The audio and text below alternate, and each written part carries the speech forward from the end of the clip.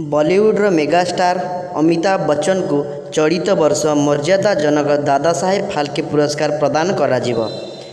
गतकाली केंद्र सूचना और प्रसारण मंत्री प्रकाश जावड़ेकर ट्वीट करी यही सूचना देइछन्ति।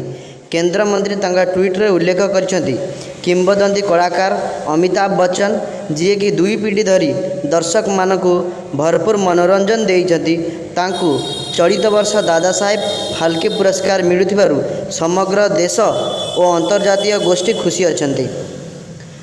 बॉलीवुड्र सर्वाधिक लोकप्रिय अभिनेता अमिताभ बच्चन प्रख्यात कवि हरविंद राय बच्चन का सुपुत्र।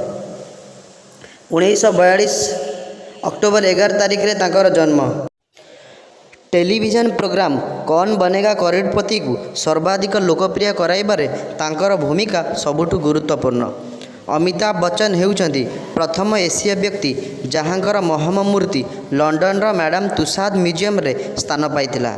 भारत सरकार तांकु 1984 रे पद्मश्री, 2001 रे पद्मभूषण और 2015 रे पद्म विभूषण सम्मान प्रदान करिसेंती। शोले, जंजीर, दीवार, शहंशाह, कुली, डॉन भली हिट चलचित्र रे श्रीजुक्त बच्चन अभिनय करिसेंती।